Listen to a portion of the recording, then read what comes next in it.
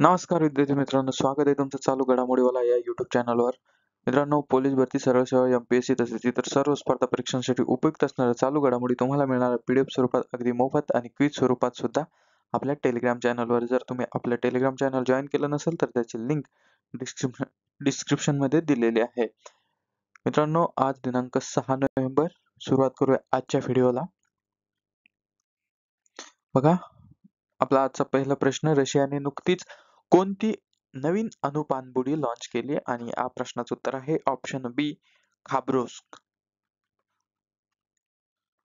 बघा, प्रश्न दुसरा, पोसायडॉन हा कोणत्या प्रकारचा ड्रोन आहे? आणि या प्रश्नाचं उत्तर आहे ऑप्शन बी, अणुऊर्जेवर चालणारा पाण्याखालील ड्रोन. आता हे नेमकं काय आहे याच्यावर एक नजर टाकूया.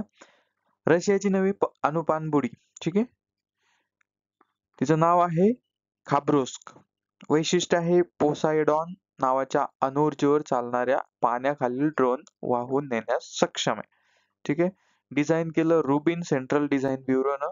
आणि पोसायडॉन हे अणुऊर्जेवर चालणारे स्वयंचलित पाणबुडी ड्रोन असून ते धोरणात्मक अणुप्रतिकार शक्ती वाढवते. ठीक आहे. त्याच्यामुळं याला जे इंधन लागणार आहे हे अणुऊर्जा आहे, त्यामुळे ही खूप महत्वाची गोष्ट आहे. प्रश्न क्रमांक 3, आयुष्मान भारत प्रधानमंत्री जन आरोग्य योजना म्हणजेच ABPMJAY कधी सुरू झाली? तर ही झाली 23 सप्टेंबर 2018 ला. आयुष्मान भारत PMJAY म्हणजे प्रधानमंत्री जन आरोग्य योजना अंतर्गत प्रत्येक कुटुंबाला किती रुपयापर्यंत आरोग्य विमा संरक्षण मिळते? तर याचं उत्तर आहे ऑप्शन डी, 5 लाख. बघा, आयुष्मान भारत प्रधानमंत्री जन आरोग्य योजना म्हणजेच ABPMJAY ची सुरुवात झाली 23 सप्टेंबर 2018 ला. उद्दिष्ट आहे प्रत्येक पात्र कुटुंबाला 5 लाखापर्यंत मोफत आरोग्य विमा देणं. आजपर्यंत 420 दशलक्ष म्हणजे 42 कोटी कार्ड जारी झालेत. आणि याचं महत्व, ही जगातील सर्वात मोठी सार्वजनिक आरोग्य विमा बनलेली आहे. ठीक आहे, तर हे लक्षात ठेवायचं. बघा, आशियाई युवा क्रीडा स्पर्धेत भारताने एकूण किती पदके जिंकली? आणि ही पदके जिंकलेली आहे ऑप्शन बी, 48. ठीक आहे. आशियाई युवा क्रीडा स्पर्धेत भारताने किती सुवर्ण पदके मिळवली? तर ही मिळवलेली आहे ऑप्शन सी, 13. ठीक आहे. बघा, आशियाई युवा क्रीडा स्पर्धा, एशियन युथ गेम्स, भारताची कामगिरी एकूण 48 पदक, सुवर्ण 13, रौप्य 18, कांस्य 17. ठीक आहे, असे एकूण 48. किती लोकांनी सहभाग घेतला? महिला खेळाडू होत्या 119, पुरुष खेळाडू 103 आणि एकूण खेळाडू 222. महत्व काय आहे? भारताने आशियाई युवा स्पर्धेत उत्कृष्ट कामगिरी करत पदक तक्त्यात अव्वल स्थान मिळवलेलं आहे. ठीक आहे.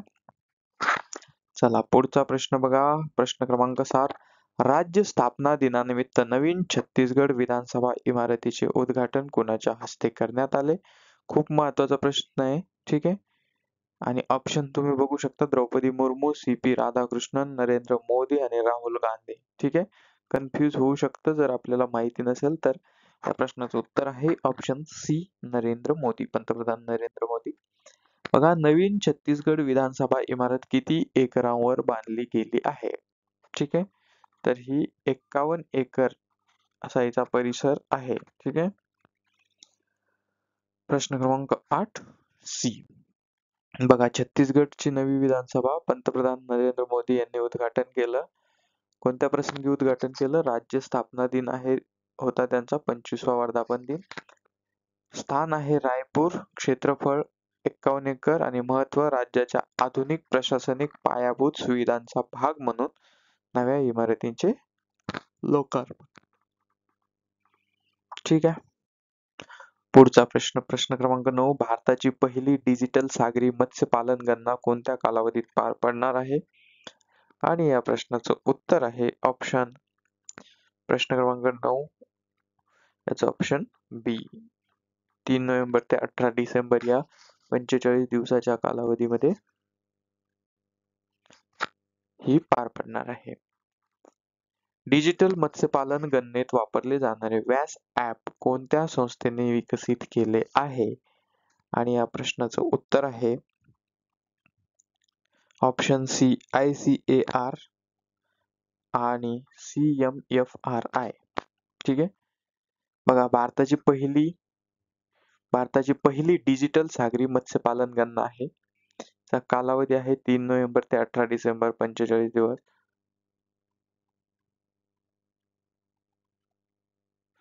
कव्हरेज आहे 13 किनारी राज्य व केंद्रशासित प्रदेश, अंदमान निकोबार आणि लक्षद्वीप बेटे, 5000 प्लस सागरी मासेमारी गावे. तंत्रज्ञान आहे Vyas app suite plus drone तंत्रज्ञान. याद्वारे विकास संस्था आहे ICAR CMFRI, central marine fishers research institute.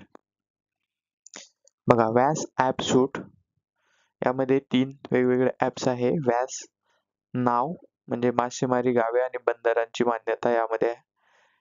तर व्यास भारत घरांचे आणि पायाभूत सुविधांचे सर्वेक्षण, आणि व्यास सूत्र रिअल टाइम देखरेख आणि पर्यवेक्षण.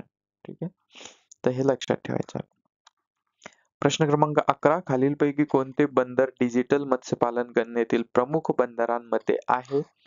आणि या प्रश्नाचं उत्तर आहे विशाखापट्टणम, ऑप्शन सी.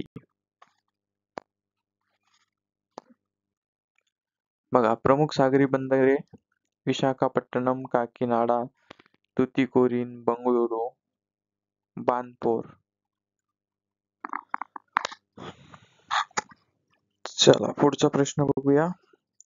प्रश्न क्रमांक 12, जगातील सर्वात मोठे ग्रँड इजिप्शियन संग्रहालय कोणत्या ठिकाणी आहे? आणि या प्रश्नाचं उत्तर आहे ऑप्शन सी, गिझा. प्रश्न क्रमांक 13, बॉय किंग म्हणून ओळखला जाणारा तुतानखामेन कोणत्या वयात राजा झाला होता? तर हा वयाच्या 9व्या वर्षी, ऑप्शन बी. ठीक आहे, आता बघा, ग्रँड इजिप्शियन संग्रहालय हे आहे इजिप्तमध्ये गिझाच्या पिरॅमिड जवळ. जगातील सर्वात मोठे ग्रँड इजिप्शियन म्युझियम प्रथमच जनतेसाठी खुलं करण्यात आलं, त्याच्यामुळे हे चर्चेत आलं. येथे बॉय किंग तुतानखामेनची कबर संपूर्णपणे प्रदर्शित करण्यात आली आहे. ठीक आहे, आपण बघितलं तुतानखामेन कोण होता, तर वयाच्या 9व्या वर्षी राजा झाला आणि 19व्या वर्षी निधन पावला. ठीक आहे.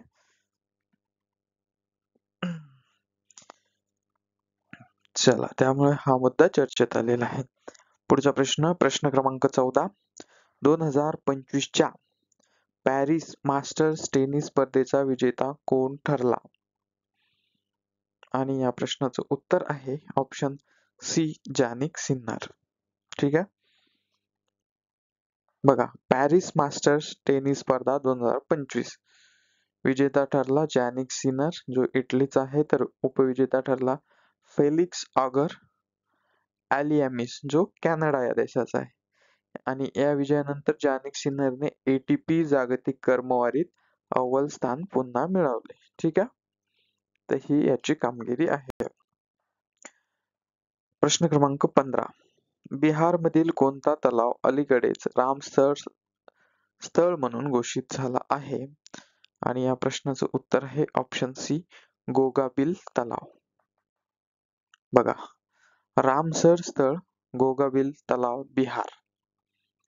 गोगाबिल तलाव याला भारताचे नवीन रामसर स्थळ घोषित करण्यात आले.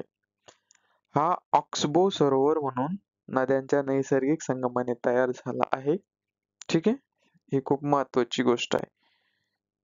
ठीक आहे, नद्यांच्या नैसर्गिक संगमानं तयार झालेला आहे, त्यामुळे तो आंतरराष्ट्रीय महत्वाच्या पाणथळ जागाच्या यादीत समाविष्ट झालेला आहे. ठीक आहे, तर मित्रांनो, हे होते आजचे प्रश्न. आजचा व्हिडिओ थोडासा लेट झाला, थोडासा म्हणण्यापेक्षा सकाळच्या ऐवजी संध्याकाळी आला, हरकत नाही, पण खूप महत्वाचा हा आजचा दिवस होता, त्यामुळं उशिरा का होईना आपण व्हिडिओ अपलोड केला. मित्रांनो, पोलीस भरतीचे आपण 1,500 प्रश्न जुलै ते ऑक्टोबर हे आपल्या व्हिडिओद्वारे स्टेप बाय स्टेप टाकत आहोत. 3 व्हिडिओ आपण टाकलेले आहेत.